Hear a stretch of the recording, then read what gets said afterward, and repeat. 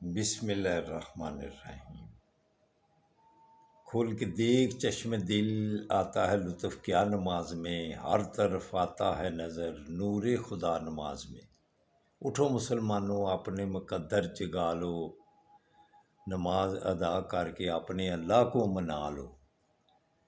میرے دوستو، میرے برخوردارو، اٹھو، اٹھ کر اللہ کو راضی کر لو، نوافل کی کثرت کر لو، سنتوں کی پابندی کر لو، اور تکبیر اولیٰ کے ساتھ نماز ادا کر لو۔ پھر اللہ کی مہربانی سے اللہ اور اللہ کا حبیب آپ پر راضی ہو جائیں گے۔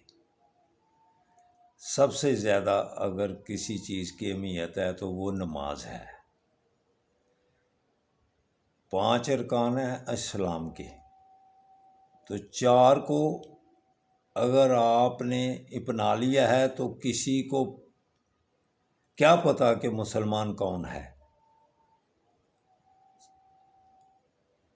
5واں جو نماز ہے، اس کو اپناؤ گے تو پتہ چلے گا کہ یہ مسلمان ہے۔ جب اذان ہوتی ہے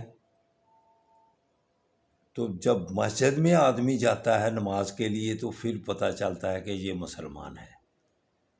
آپ زکوٰۃ دیتے ہیں، آپ نے کلمہ پڑھا ہوا ہے، آپ روزہ رکھا ہوا ہے، آپ نے حج کیا ہوا، کسی کو کیا پتہ ہے کہ اس نے کیا یہ فرض ادا کیا ہوا ہے، سوائے نماز کے۔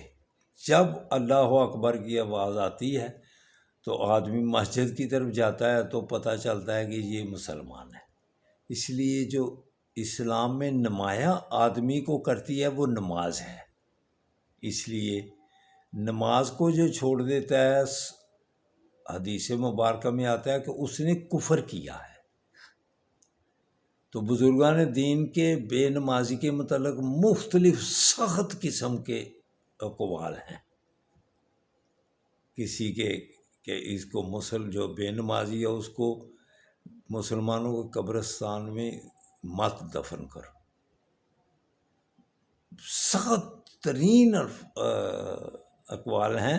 اس لیے میرے دوستوں، میرے برخورداروں، نماز باقاعدگی اپنے اوپر طاری کرو۔ نماز بلکہ قرآن پاک میں حکم ہے نماز قائم کرو۔